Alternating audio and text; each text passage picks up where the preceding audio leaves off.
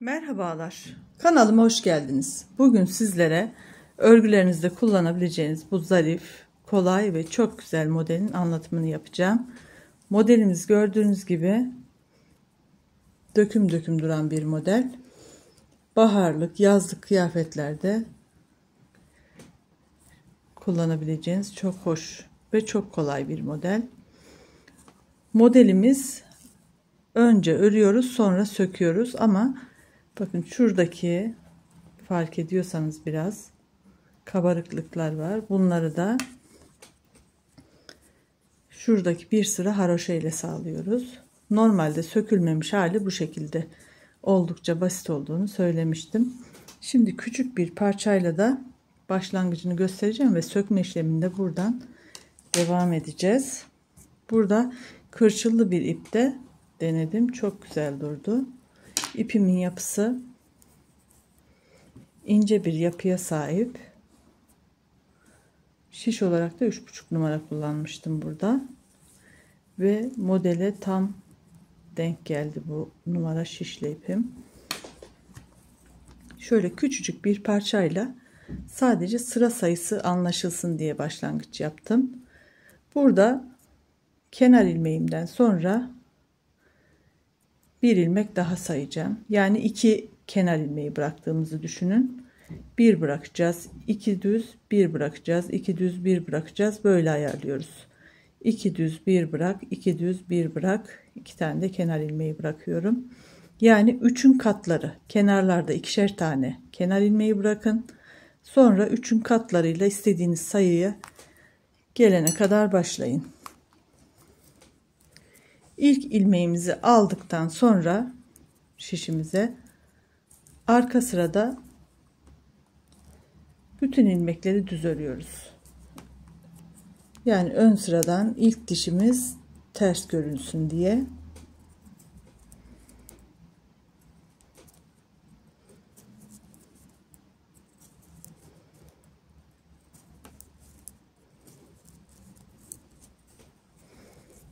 Öndeki diş duran kısmı arkadan düz örerek bir sıra elde edeceğiz.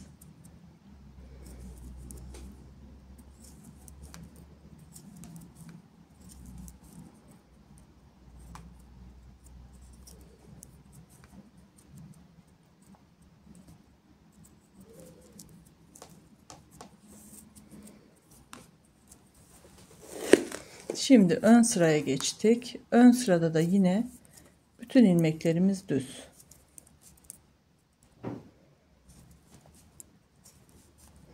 Birinci sıramız, öyle diyelim.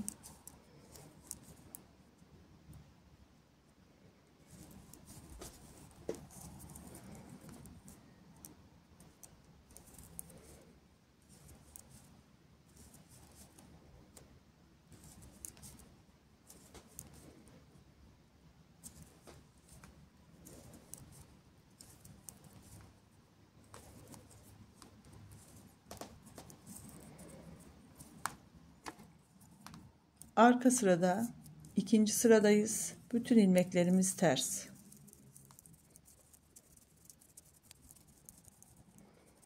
Ön sıradayız. Üçüncü sırada bütün ilmeklerimizi düz örüyoruz.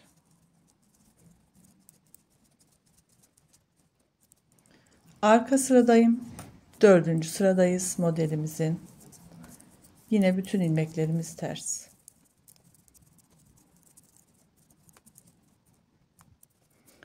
Ön sırada 5. sıradayım. Bütün ilmeklerimiz düz. Aslında çok basit bir model ama beni anlamayan, dilimizi bilmeyenler için de böyle ufacık biraz uzatarak göstermiş oluyorum ama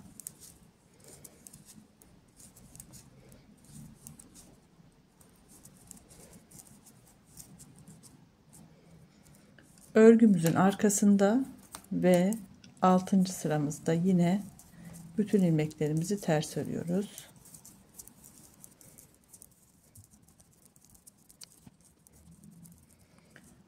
Örgümüzün ön tarafında ve 7. sırada Bütün ilmeklerimizi düz örüyoruz. Örgümüzün arka tarafındayız. 7 sıramızı tamamladık. 8. sıramızda arka tarafta bütün ilmeklerimizi düz örüyoruz. Bakın buradaki farklılık ilmekleri düz örmemiz. 8. sırada bütün ilmekleri arka sırada olduğumuz halde düz öreceğiz. Modelimizin püf noktası burası. Normalde ilk 7 sırada ön yüzde ilmekler düz, arka tarafta ilmekler ters örülecek. 8. sırada arka sıraya denk geldiği zaman bütün ilmeklerimizi düz öreceğiz. Şimdi yine çevirdik. Tekrar önden düz, arkadan ters, önden düz, arkadan ters örerek aradaki mesafeyi tamamlayarak 8. sıralarda arka sıradan ilmeklerimizi düz öreceğiz. Böyle bir çizgiyi oluşturacağız. Ve sonrasında modelimizi nasıl sökeceğiz?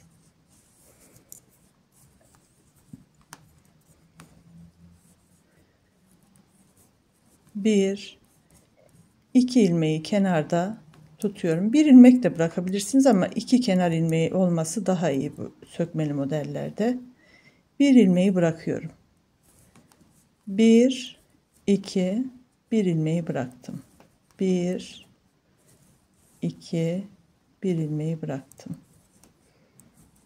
2, bir ilmeği bıraktım. Bu şekilde bırakarak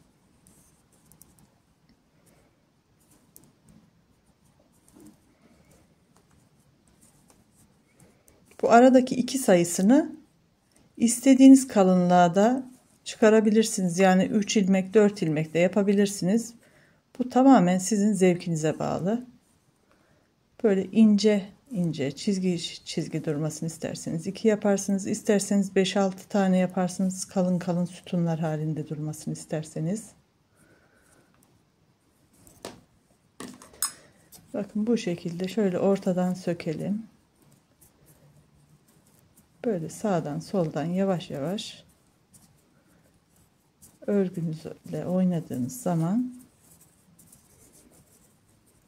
zaten çok sıkı, çok ince şişle yapmayın.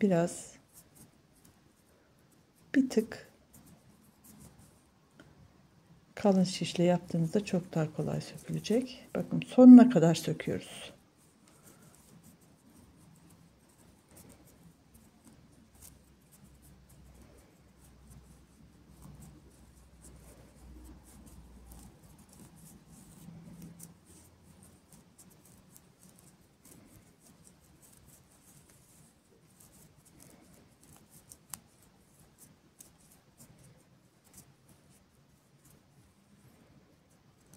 Sonda